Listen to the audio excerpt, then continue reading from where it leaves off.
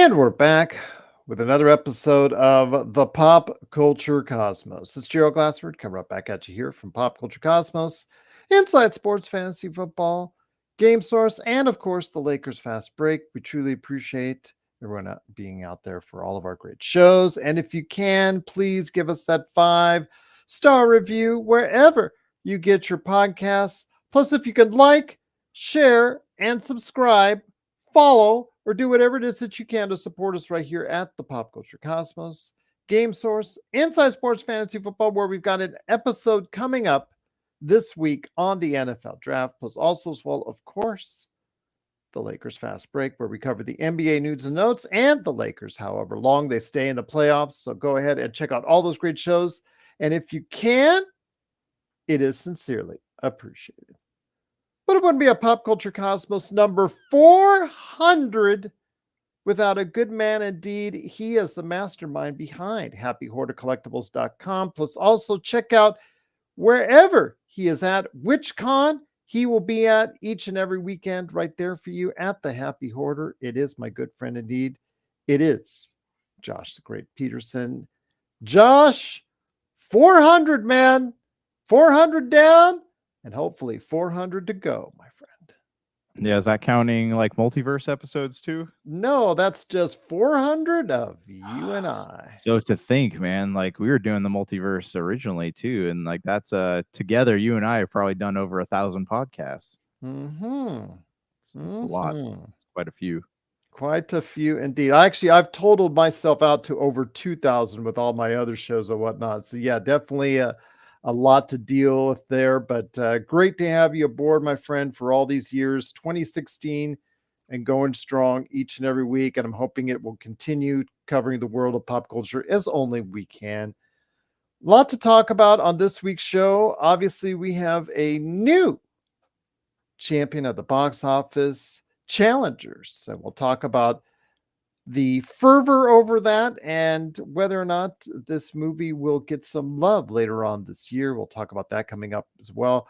Plus, 5 years of Avengers Endgame as far as a anniversary is concerned. So we talk about the resonance of that, and will Marvel be able to maybe come even close to matching that fervor, the excitement, the hysteria surrounding Avengers Endgame.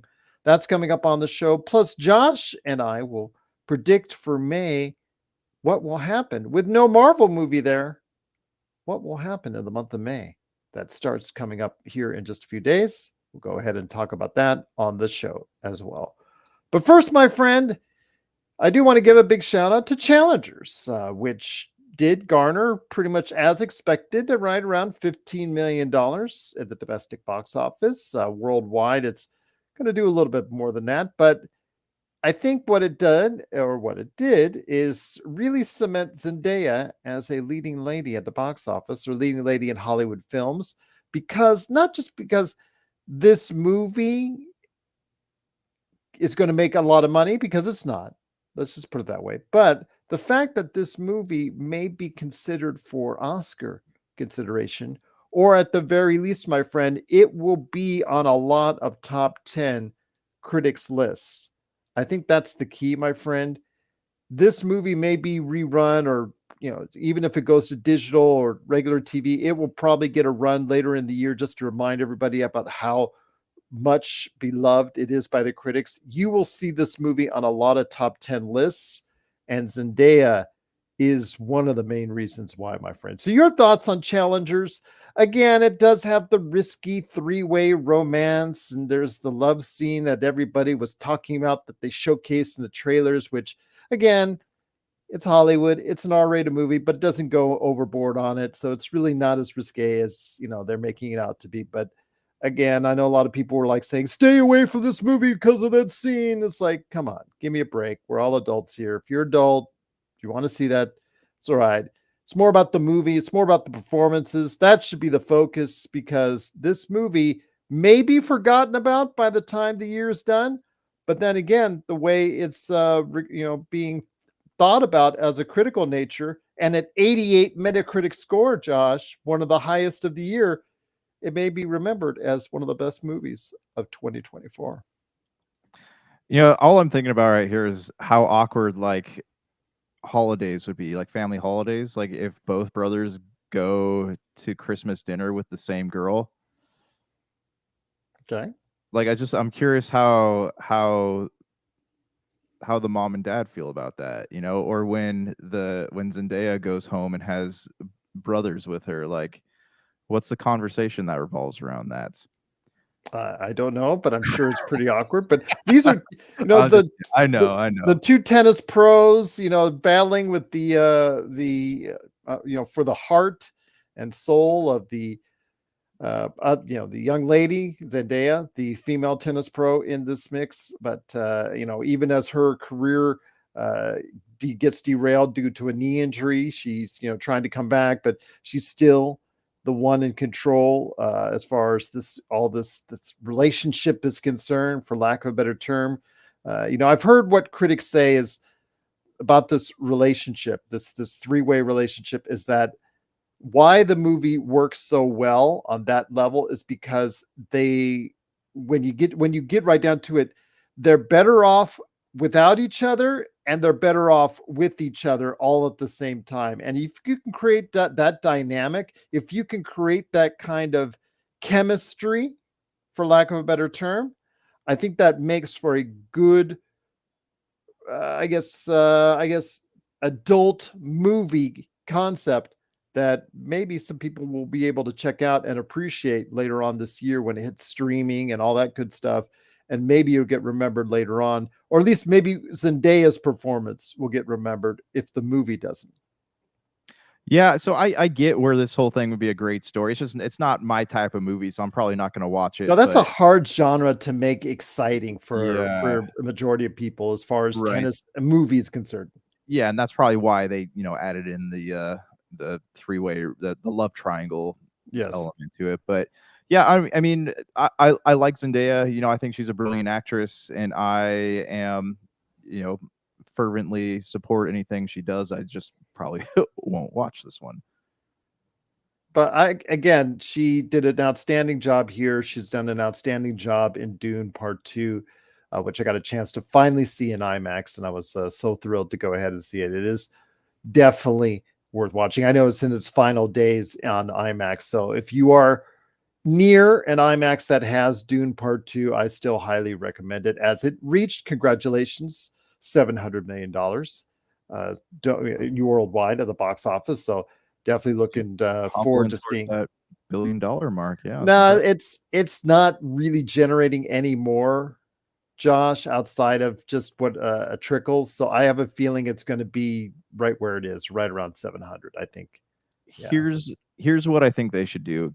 Hand over the marketing department to James Cameron, and they're just going to re-release it twice a year until Dune 3 comes out. And then I think it'll slowly get to that $1 billion mark, because they're Okay. like, you know, you don't want to see Dune again, but it's the only thing playing in theaters. No, all right, I'll go.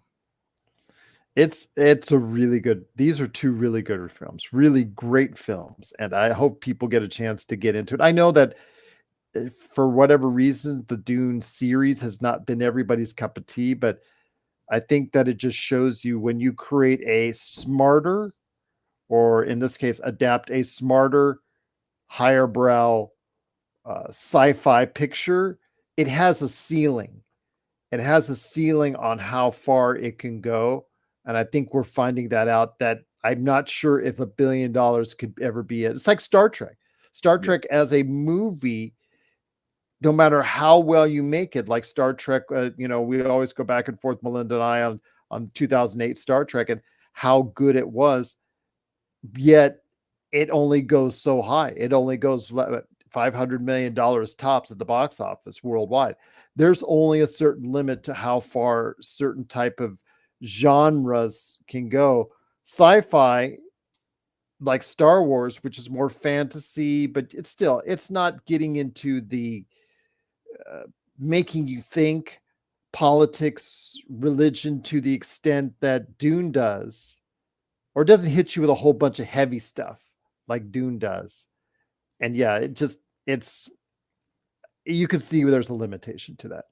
Yeah, yeah, I agree, and yeah, you're right. It does appeal to an audience of higher intelligence, but I think there are elements like I showed my kids. We watch both Dune movies, and there are elements of it to where like if you're just a general audience, a popcorn eater, like you can go and enjoy these movies, but they're going to be obviously something that you're going to miss a lot of the content on it, the inner layers of content until you're older. It's like reading Frankenstein, right? When you're in high school, you read Frankenstein, you're like, oh, this means nothing to me. But then when you have to read again in college, when you've had more experience with critical thinking, you're like, oh, there's all this stuff in there now that suddenly makes sense.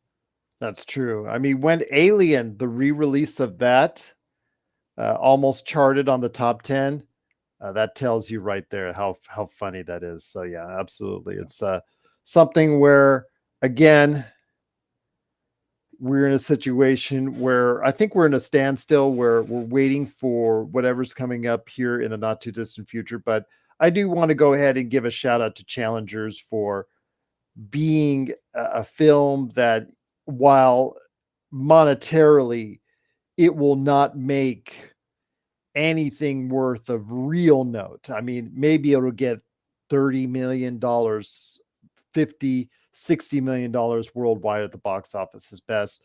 I think what it comes down to is if it will be forgotten about by the end of the year or if it won't be. I'm not sure if it will. I'm sure they'll probably do a re-release in films just for the Oscar voters, which is what I think they will do because it is one of the highest rated movies of the year. But as far as what it did, again, it earned enough to probably make a pass or at least deserve its chance to be out there in theaters as opposed to just being sent straight to streaming. I know that was talk for that movie as far as why don't you just send it straight to streaming? Why don't you just send it straight to Netflix? And you know what? I guess it earned enough to justify its performance out there at the box office.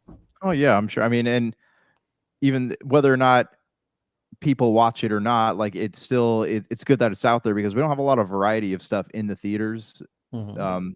to begin with. So it's nice to have something else out there to maybe encourage somebody else to be like, oh, hey, well, that type of film did well here, so maybe my film will do well in a theatrical run too, which will, we do want content on our streaming services, but also it would be nice to go back to the movies to watch something that's not geared towards superheroes or robots or lizards fighting gorillas.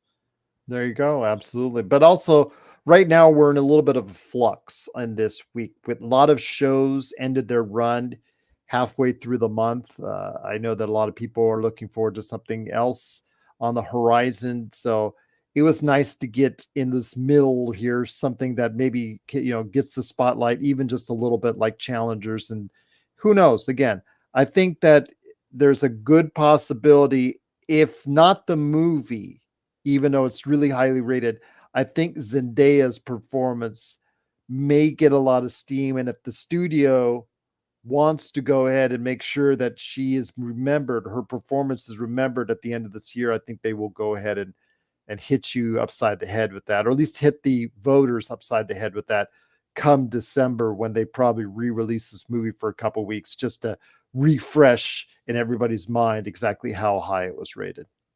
Oh yeah, absolutely. I'm sure they will. And like you said, I think it's ripe for award nominations. So that would be, that'll probably give people a reason to watch it too. That's true. So, what are your thoughts out there on Challengers winning the box office and the risky three-way scene and the love triangle that it is?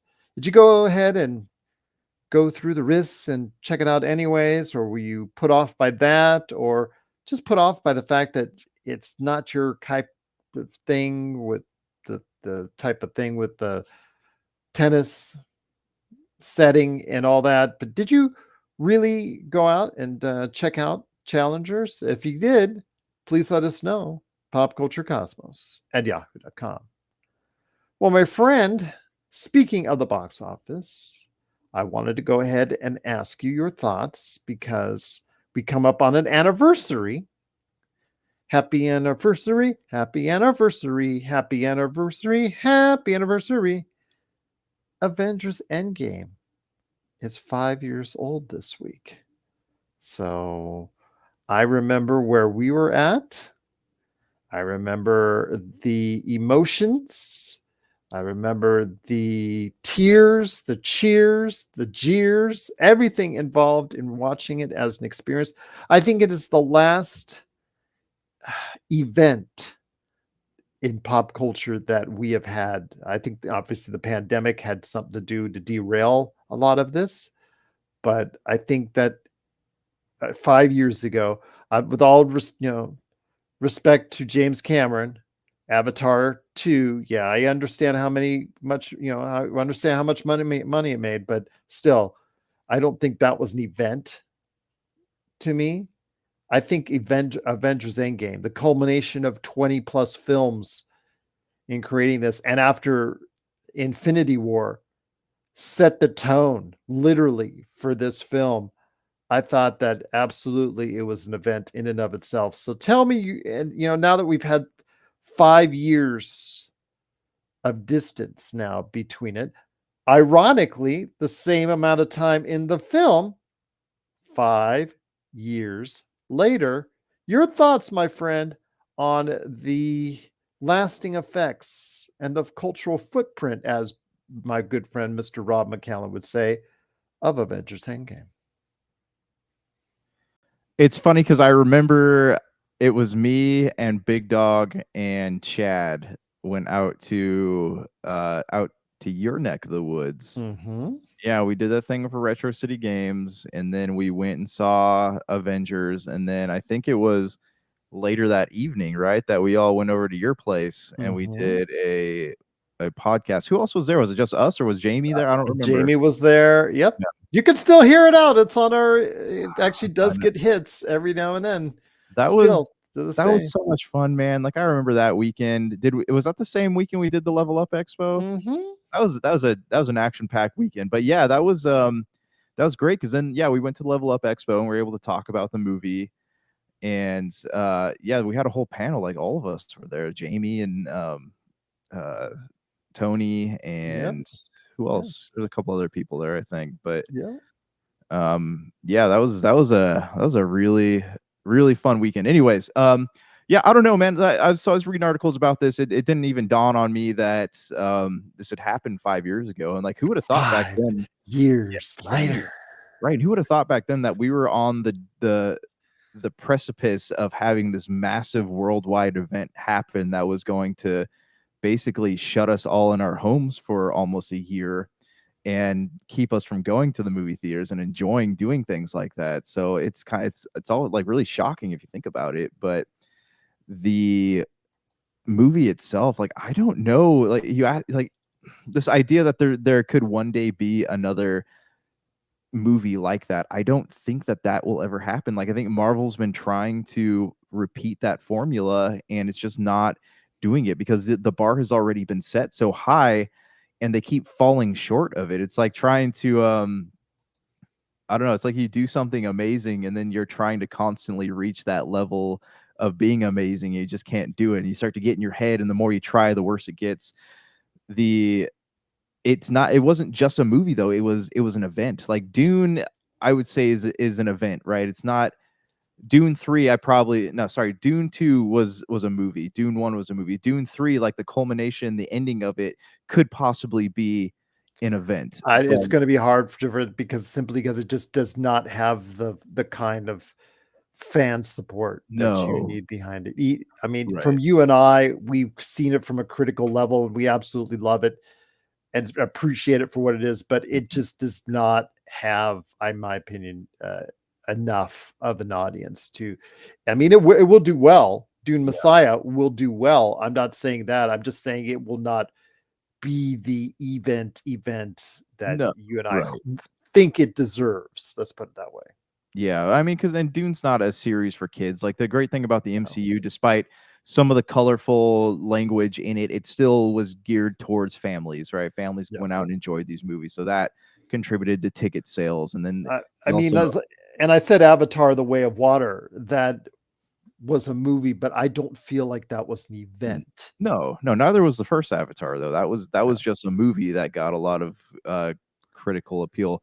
Like, I mean, I would go as far to say that I would say the original Avatar became something even I had to go see at the theaters, and whatnot, just to experience it once. And a lot of people did treat it like an event because it was out in the theaters for so long. The Way of Water, again, $2.3 billion, but to me, it just seemed like a really, really successful movie as opposed to being an event. I think Avatar became an event because of just it steamrolled into that worldwide, but it didn't sustain itself as a pop culture, I guess, icon because of the fact that it's so weird. Like I said, because as soon as Avatar goes away, nobody cares about Avatar. mhm. But as soon as Avatar comes back around, everybody wants to go see Avatar. It's just so weird how it is. I mean, Star Wars, there's always people dressing up or being or fantasizing about Star. There's always something to talk about in Star Wars. Talk about Marvel. There's always something to talk about Marvel. Avatar, it just shows up and then goes away. It just shows up and then goes away. Like it's like a holiday. Yes. So I look at Endgame though is it's different. It's a different beast altogether though, because you look at there are all these different movies came out. You had Iron Man, Thor, Captain America. Within that cluster of superheroes, there was something in there for everybody. And then they had the or even like Captain Marvel, Black Panther. Sorry, I left out quite a few heroes, but within that cluster of heroes, that universe, there was something that appealed to different types of audiences. Like I look at it like how when I was in high school, there's all these different like emo and screamo bands, and people would go to see them in the concerts. Like, yeah, this is really speaking to me. But the place where all these different fans could get together was Warp Tour, and that was an event right there. And so it's the same thing with these superhero movies like Iron Man, Thor, Black Panther, Captain America. All the fans of these different heroes were able to come together for this culmination of all these years of hard work, and that was the result. That was the result was Endgame, and I think that's what makes it an event to me. Mhm. I guess, and I think that's very astute in the way you set that up. I agree with you. I think that that's something again with Avengers Endgame. This had hype to it. This had structure to it.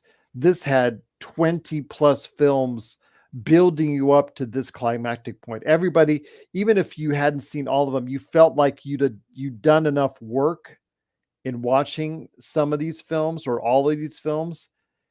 Like you talk about yourself, like your OCD as far as your completionist and whatnot. Once you get into something, you have to complete it.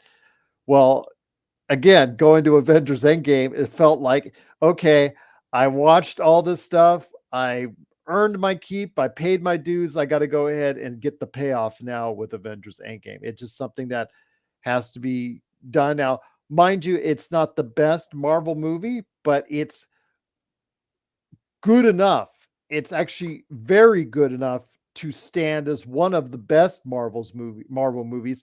And that's the way you want to go out. Of course, it's not the best Marvel movie, but hey, it would have been great if it's that. But hey, it's good enough to be at that level where they closed it off real nicely and the exact ending that you wanted with the climactic battle between the forces of Thanos and the Avengers all coming together, assembling for that last 20-30 minutes, and then of course the death of Iron Man. Spoilers. So I just, yeah, again, it's just, I know you don't know by now, but I just think that again, it met our expectations.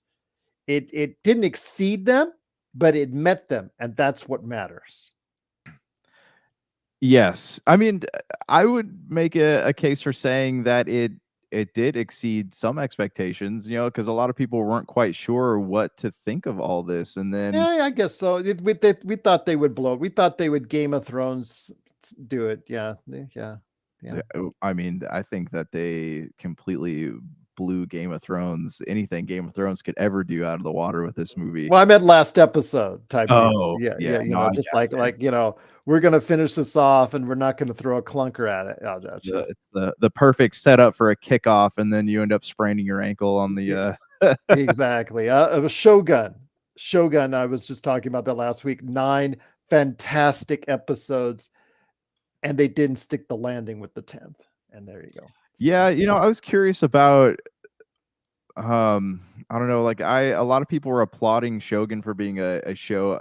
We'll get back to Avengers in a second, but they're applauding it for being a show about war that didn't actually like show didn't a have a lot of war. war. Yeah, so I was wondering if that was like all part of it. They're like, how do we end this without having to show an epic battle? And like, Well, oh, the thing though is kind of bait and switch the way they set it up in the trailers preceding the series. So, they yeah. kind of hinted that that would be a thing as far as a war between houses, between clans, between lords, and unfortunately that never materialized. Spoilers. So, be that as it may, but with Avengers Endgame, my friend, getting back to you on that, I really think that we just do not. That's a good question, Alan. My answer was on Friday. I said going into it, Shogun was a tiny bit better than Tokyo Vice season 2, but all it took was one episode to turn it around. So Okay, I'm gonna lean Tokyo Vice season 2 by a nose. can we talk? I want to talk about something for a minute. I know we keep rabbit holing here, but I am having a huge issue with last episodes of seasons or shows. Mm-hmm. It's bothering me because I finished Fallout, and I guess the same thing with Shogun. We talked about three body problem. You get to these episodes and either they don't know how to end what they've started, or they're setting up for another season. So it makes it feel like everything that led up to that, it feels like a waste of time because you don't get the satisfaction because they want you to watch more, or they don't know how to end what they're doing. So I Well, I think will it's tell you this, Tokyo Vice season 2, because it doesn't know its fate yet. It hasn't Mhm. been canceled yet, but I think they kind of know what is going on. So what they did was they covered their bases. They finished the 2-season story arc. They completely finished it, but left a small door open in case Max says they want to renew it. So I think they probably did as best as possible during the circumstances. And Alan's question, I think ultimately in the end, that's why I'm giving Tokyo Vice the nod over Shogun, because they stuck the landing as best they could better than what Shogun did. Yeah. Okay. So, do you think that that's because the producers and writers were aware that the show was about to end, or that it could end? Do you think a lot of these showrunners don't pay attention to the ratings of like the last season? Because even looking at The Witcher right now, they're like, "Oh, we're going to end things with season 5." Because they see the ratings slowly declining. But do Well, you they feel also like, saw, who kind of check on out as far as Henry Cavill's oh my concerned too. gosh, That yeah, pretty much do the math on that one. Henry Cavill to Liam Hemsworth, although Henry Cavill as a leading man lately hasn't been money, that's for sure. But as with the last 2 films he's done this year, but again, it just comes down to it. I think, like you said, they saw the tea leaves, and The Witcher should close everything out by season 5, which they're actually filming back to back with season 4. But when it comes down to it, Tokyo Vice, you're right. They knew they weren't strong in season 1 with the ratings, no matter how critically hailed it was. And going in, it wasn't heavily promoted at all. Remember, I told you I was even surprised it was out. I didn't even know, and I'm a fan of the show, and I didn't even know it was out for yeah. season 2. And I was so incensed that they did such a piss poor job of promoting it, because it is so good and they completed it so well. And season 2 is actually, in a rarity, Josh, better than season 1, which was good in and of itself. I put it on my top of the pop culture list the year that it came out. So yeah, it was really disappointing how they finished that off. But again, as far as how they promoted it, but Tokyo Vice season 2 is a must watch. Shogun, for the first 9 episodes, is a must watch. You got to finish it off with season 10, with episode 10. Go ahead from there. But we'll get back to here in a second as far as Avengers Endgame and lead you back into that. But my friend, when you're talking about that type of material, it's absolutely understood that you got to go ahead and stick the landing. And I don't think, like you said, showrunners realize or have a full grasp of the knowledge of when they do or they don't all the time. Yeah, it's almost like you gotta count your blessings and know when to quit, or know when to be prepared to quit. So once again, it is the Pop Culture Cosmos. It is Josh the Great Peterson from HappyHoarderCollectibles.com and the Happy Hoarder Collectibles World, along with me, Gerald Glassford. Thanks again for watching, listening. We're talking Avengers Endgame right now, 5 years later. And I want to ask you this, Josh. Again, we'll close out the conversation with Avengers Endgame. We'll get back into it because I know we went down a deep rabbit hole, but I want to ask you this. When it comes down to Avengers Endgame, the cultural resonance of this, we're heading up upon the first week of May, which traditionally, normally would be the Marvel movie of the year, or at least the biggest projected Marvel movie of the year. And that's not the case this time around. It's going to be The Fall Guy with Ryan Gosling as the big picture that comes out next week. I want to hear your thoughts on that here in a sec. But when it comes down to it, your thoughts on Avengers Endgame and if Marvel will ever come close to that kind of success in creating an event like that again. I hate to sound pessimistic here, but I don't think they will. Like, I think they're trying so hard, and what they end up producing with Secret Wars and I I could be wrong. You know, I could 2-3 years from now I could eat a shoe, but I think that what they put out there could be great, but I don't think that it'll ever um re allow people to relive that feeling that you got from watching Endgame, from seeing all these heroes assemble on screen. And just that it wasn't just something you watched, it was something you felt. Like you felt it like in your very being, like the excitement was just it was resonating in there. And I don't think that that's going to happen. Like even with the inclusion of the X-Men or whatever happens with Deadpool, I just don't see it happening again. I hope you're wrong, but I I hope think so you're too. right. I think you're right. I think that getting close to that success would be a success if Secret Wars or the Kang Dynasty Avengers movies will actually even come close to that. So I'm hopeful of that, and but we'll see. But I'm not too optimistic on it. I would say the chances are less than 50-50 it will ever approach that type of deal. Although, again, if they come close to it, if they build movies again that make 700, 800, $900 million, $1 billion, billion and a half successful box office movies, then I think that's a win for Marvel. They have brought back some of that audience because they're not doing it now. They're not making that kind of money outside of Guardians of the Galaxy Volume 3.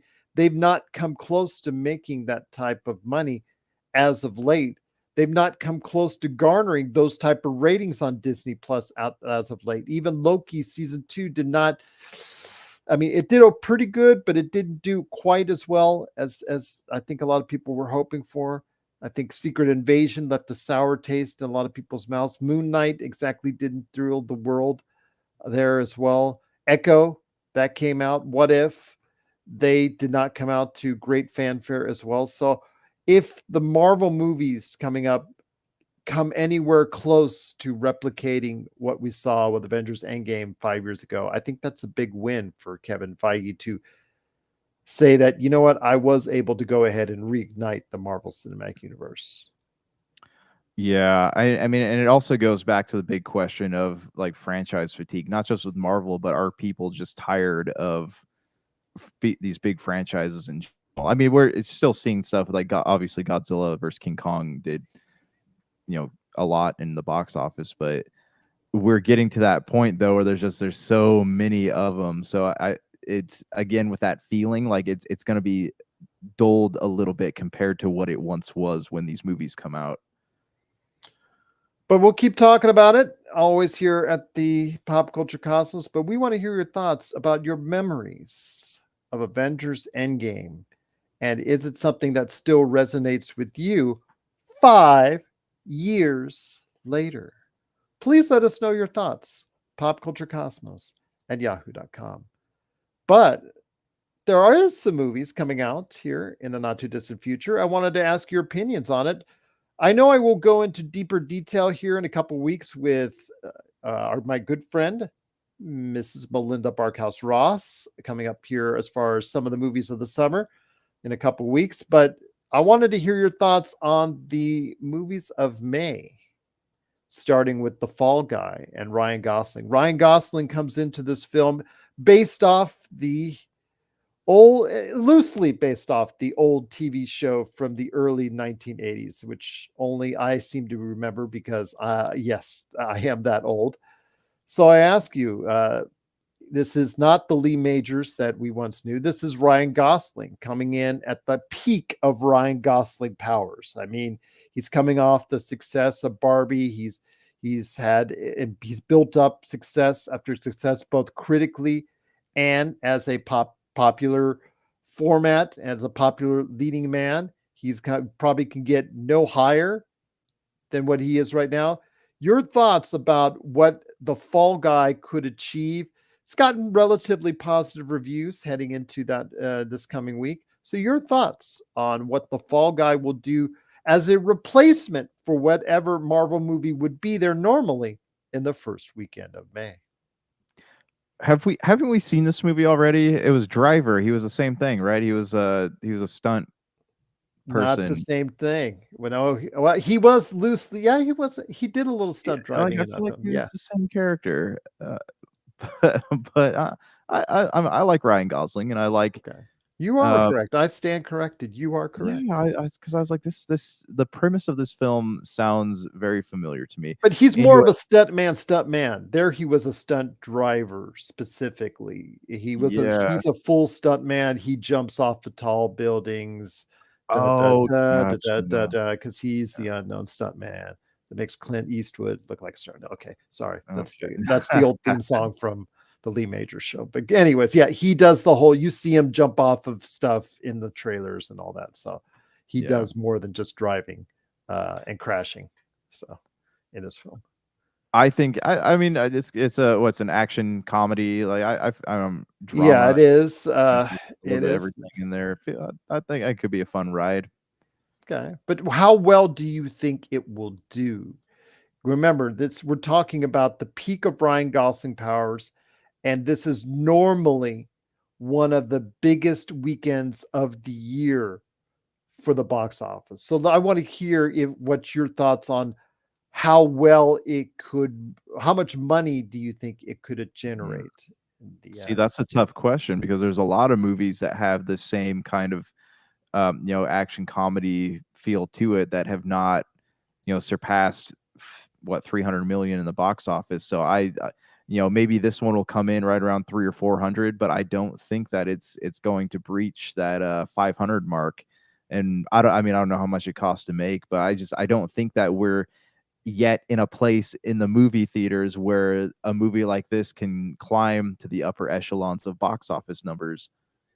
Okay. Well, again, it is Ryan Gosling and Emily Blunt in The Fall Guy, loosely related to the old Lee Majors television show, where a stuntman gets involved as far as a criminal investigation.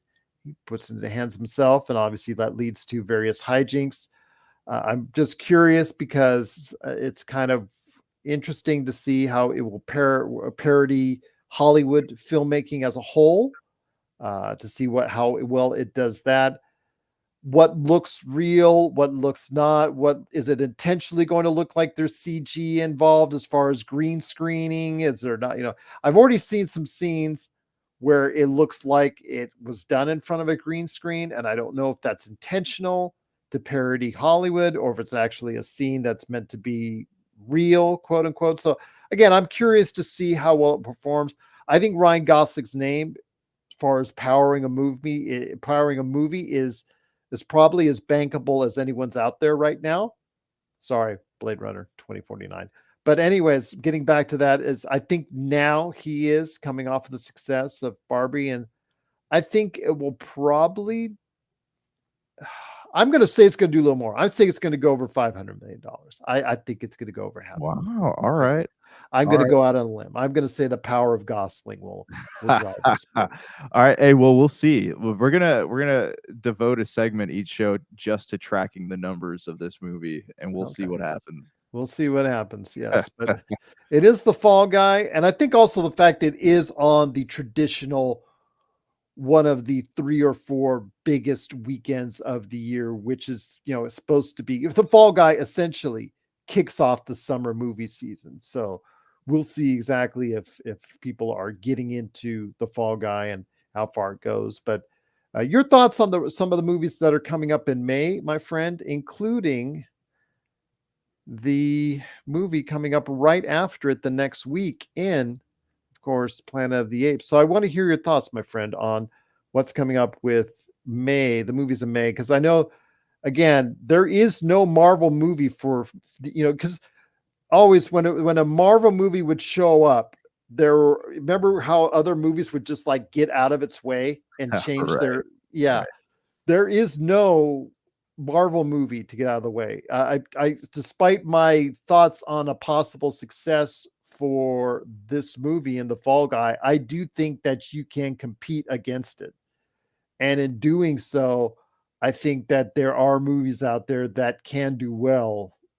And no, I'm sorry, Tarot is not going to be one of them. Sorry, horror fans. It's funny how there's a horror movie of the week coming up each and every week now, because they're so quick and easy to make and cheap to make still, comparatively speaking. But with Kingdom of the Planet of the Apes coming up on the 10th, and also if the Imaginary Friends movie coming up with Ryan Reynolds, John Krasinski, and Steve Carell, that's coming up on the 17th.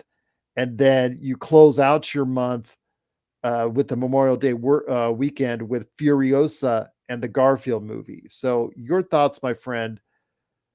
I don't see any film that's like going to go bonkers, but I think that the Fall Guy will get a run for its money, quite literally, in May from some of these other films. I don't know, man. I think Kingdom of the Planet of the Apes is going to be the winner for the month here. You go, all Either right. That's a good pick. either that or Furiosa, because I remember Mad Max did pretty well in the box office too. So I'm predicting one of those two. I think Imaginary Friend is going to be good, but I think it's going to be one of those movies that it appeals. It's not going to appeal to the wider audience. It's going to be something that's like a kids movie. Like it's not going to be something that teenagers are going to be like, yeah, let's go see Imaginary Friend. I don't think it's going to have that type of appeal, but I'm thinking Kingdom of Planet of the Apes is a safe bet. It's always a fun time, a good popcorn flick, good thing to take your older kids to.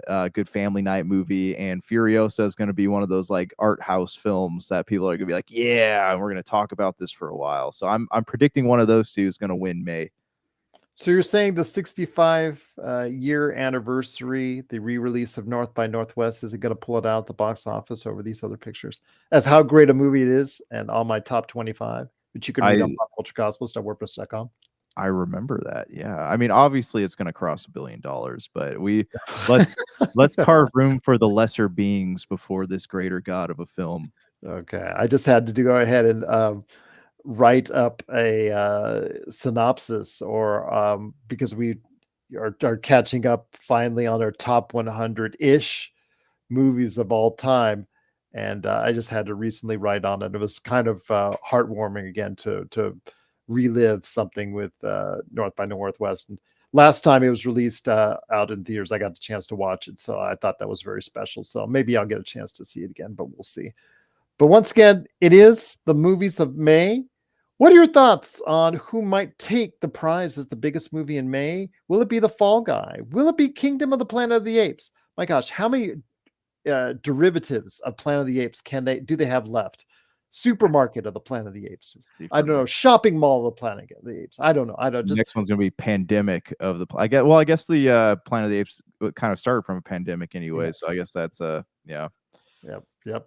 Furiosa, Mad Max Saga, the Garfield movie, or if any of those movies, which one is your favorite? Which one is your favorite to go ahead and get the title of biggest movie in the month of May? Please let us know your thoughts. Pop Culture Cosmos at yahoo.com.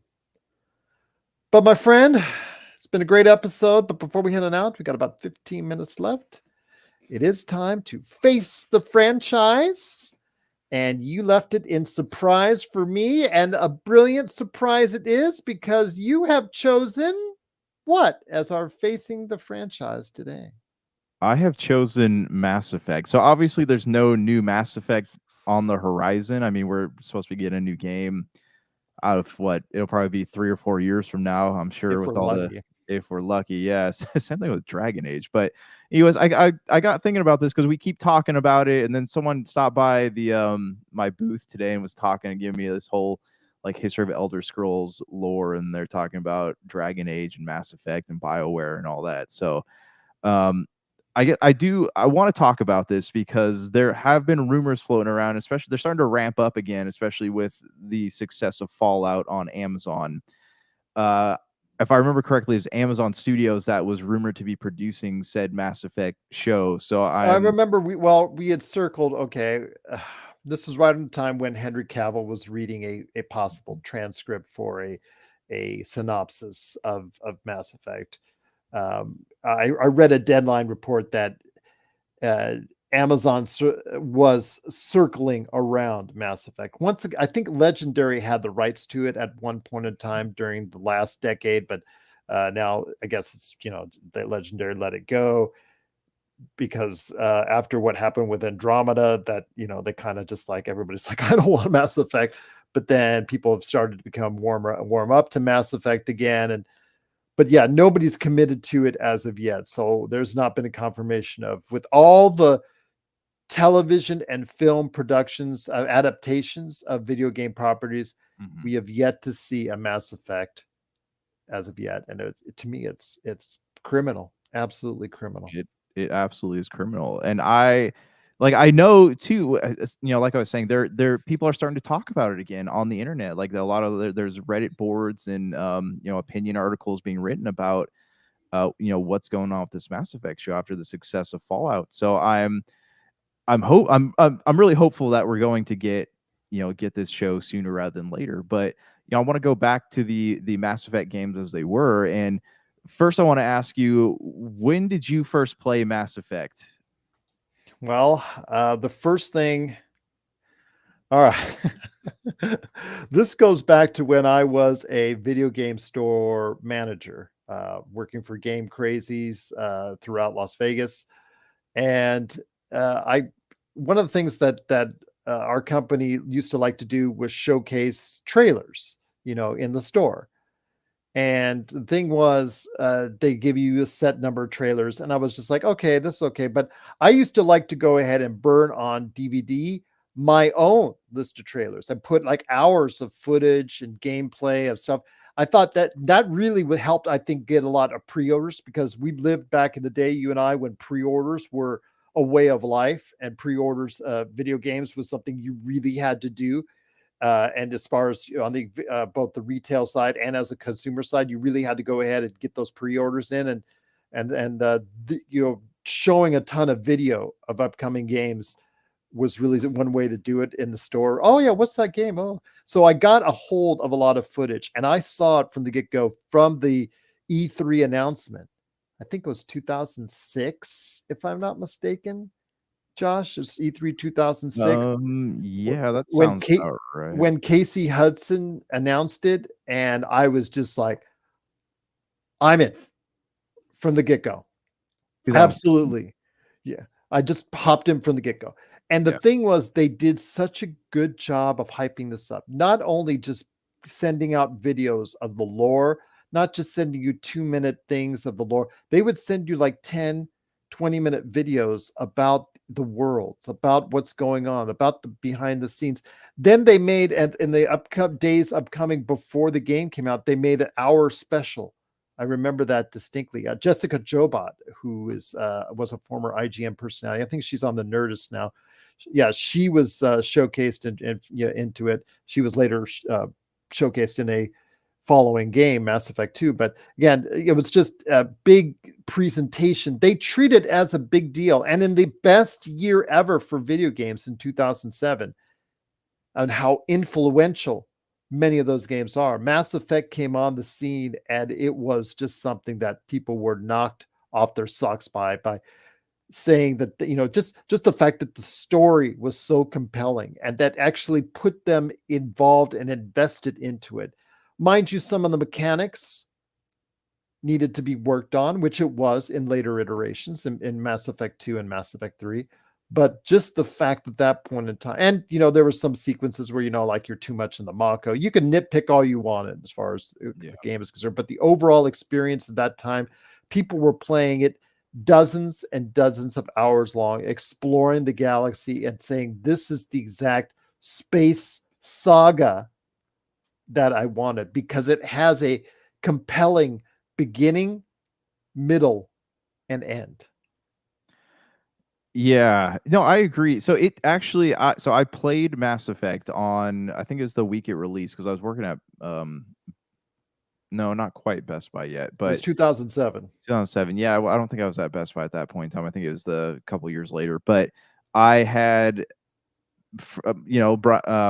Brank from Super BS, he'd been talking about it a lot, and so like I went and picked up a copy of it, and I remember sitting there playing it, and I'm like, gosh, I hate this game because I'm like going to all these different planets, and I end up on the one where there's like sandworms that come out and like eat Mm-hmm. your car, and I'm like, I hate this. So like I put it down, and it took me 2 years to go back to it because Big Dog kept going, Dog, you gotta play this game, man. You gotta play this game. It's amazing. And then hype was building up for Mass Effect 2. And I was like, oh, all right, fine. I'll start it over. So I started over, and I didn't go to that planet from before. And remember like exploring the Citadel and just getting like a feel for the lore of the world and doing the first couple missions. I was like, oh, come on, I really love this game. That was it for me. And from that point forward, I guess I just didn't give it a good shot, or sorry, a fair chance. But from that point forward, like I was a Mass Effect fan.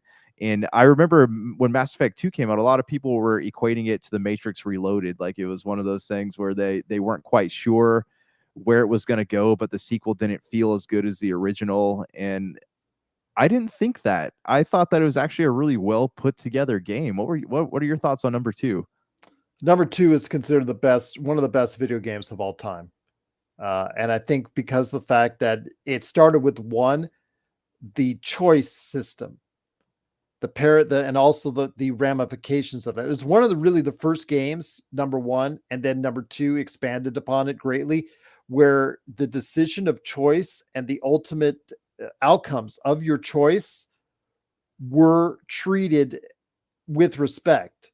Mhm. Like if you made decisions that wanted you to make you a bad guy, yet you're still going to have to save the galaxy, but made you a bad guy along the way, everybody would then start to treat you as a bad guy. If you wanted to be treated or thought of as a good guy and do ultimately the hero thing to do the entire way, you're treated as such. If you wanted to go somewhere in the middle, it would treat you as such. That choice system was revolutionized. There were some dialogue systems in the past before in previous games, but Mass Effect 1 and then Mass Effect 2 upon it, as far as being able to make the decisions you have and the ramifications of it, obviously really were perpetuated in the Mass Effect series. And the fact Mass Effect 2, I think, is the height, or considered by many the height of the Mass Effect series, because the fact of, you choose which shipmates you can have and have not, decisions that you made, interactions with them. You got to say the right things to the right individuals at the right time in order for them to want to go ahead and be by your side when it comes to the major battle. I think that just those decisions that they put in your hands, as opposed to just rudimentary, just clicking left or right on a controller, it made you think, Josh. It made you think about the type of adventure you truly wanted. Yeah, I 100% agree with you, and I think that where one introduced some good systems as far as like character development and choices being made, and how close you would get to these characters. I think Mass Effect 2 fully fleshed that out, and just how interesting some of the side characters were. With you had Miranda. I think that was her name, right? Miranda. Yes. and you had Rex was back. I always like, Liara was always a cool character. Um, but yeah, sorry, I don't even remember. You had the assassin, and you had there's a couple other Yeah, characters in this Thane. Yeah. You had just had you this had a group of sidekick. characters that everybody absolutely loved. Yes. Yeah, and I actually, by the time that game was over, like, I wanted so badly to go and help them with those loyalty missions. Like, I remember playing the game several times trying to find the ending where nobody died. And Garrus, Liara, Mhm. Tally, I mean, Yep. Ashley, Caden, people know these characters even to this day, and Yeah. yeah, I agree with you. Agree with you, my Yeah. friend. Right. So I thought that it was a spectacular game. Mass Effect 3 is where we get into like iffy territory. I know it's such a It divisive. was really good until the ending where they couldn't figure things out. Yeah, well, they were trying to be clever, I think, with the ending. So they're like, oh, Yeah. it's just go kill It was everybody. very controversial at the time what they did with the ending, giving you those standard endings and that nobody was happy with. They petitioned. It's one of really the first online petitions that really worked to an extent that BioWare and EA had to create an alternative ending to make, to placate, I guess, the internet hate that was on at that time for it. But people don't understand the if you play Mass Effect 3 through 80 to 85% of the game is exactly the way you want it, as far as elements of RPG and the gunplay really blending and working together. It's how it ended up that was really the problem. But again, it's something where this series, even the failure of Mass Effect Andromeda, doesn't deter me and doesn't deter most Mass Effect fans for what hopefully will be a special outing coming up here whenever they decide to go ahead and do the Mass Effect game. But I'm also hoping, like you said, that it is ripe for, in this environment, Josh, for a Mass Effect television series or movie series. And I'm just at a loss to explain, other than the fact that I think any studio knows it's going to cost a whole load of money. Yeah, no, I absolutely agree. It's gonna be, but I honestly, I feel like the returns could be astronomical for that. Like, Mhm. imagine how many people are going to be either subscribing to Amazon Prime or buying the episodes when they hit hit Prime, hit Amazon or whatever, of the show, especially if it becomes canon and it's tied in with that universe. So I think it would be an investment that would be well worth it. But before we sign off here, Andromeda, obviously, there were parts of Andromeda that I enjoyed. I mean, the story kind of started and then it went nowhere, but there are things I enjoyed, like as far as exploration goes, and I liked the concept of it, but it just was not executed well, and everything about it was kind of trashy. So, and I think that that's because BioWare or EA put all of BioWare's people on Battlefront, and then I think they disintegrate, not dis or reduced BioWare staffing, and it just all kinds of internal problems there. But because of that, do you think that another mass of people will be willing to approach another Mass Effect game in the future, like whatever comes out next? I think so. I think they're going to give it another. I think enough time has gone by from Yeah. Andromeda. I think the bad taste in Andromeda's, that people had from Andromeda's mouth and all the stuff. I mean, I even wrote about it. You're archiving it. You probably saw my article that Yep. I wrote about how the problems and the issues of it and how unfinished it was and what a bad release it was. I think enough time has gone by that people are excited once again for Mass Effect. And again, if they can get their Hollywood off its butt to go ahead and realize what a great property this could be. Hopefully, they can time a series along with it whenever it decides to come out on EA. Yeah, and I mean, if they were able to tie them together, I think that that would be that'd be fantastic. That would be give people an excuse to go back and explore some of the lore being discussed in the show. But we'll just keep our fingers crossed until then. But I mean, I think that when we talk about cultural footprints, I think that Mass Effect has definitely left a footprint in gaming that it won't fade for many, many, many years. What are your thoughts out there on Mass Effect, the upcoming game, and also as a property for television and movies? We'd always talk about it, but we always want to. because we love it so much. Do you have the same thoughts on Mass Effect? Please let us know. popculturecosmos@yahoo.com. Well, my friend, it's been a great episode. Any last thoughts before we head on out? So both the king, so the knights are in the opposite spot as the kings. They're up 2-1, whereas the kings are down 2-1. So but the Dallas Stars are hungry. So I don't know. I don't know if you've been following the playoffs at all, but Saw it yesterday. Very heartbreaking buddy. overtime loss. Yes. Yeah. So it's gonna be something. I don't think there's a single series going on where the other team is not putting up a pretty decent fight. So we'll see what happens, man. We'll see what happens. I keep imagining a world where the Kings can duke it out with the Knights. You and I both, my friend. We'll see what happens in the NHL playoffs. NBA playoffs we cover on the Lakers Fast Break, and definitely looking forward to seeing what Josh and I can talk about. Josh and I can talk about all the time in the NHL right here on the Pop Culture Cosmos. So for Josh Peterson, this is Gerald Glassford. It's another beautiful day in paradise right here in the Pop Culture Cosmos. We thank you for listening. And here's hoping you have yourself a great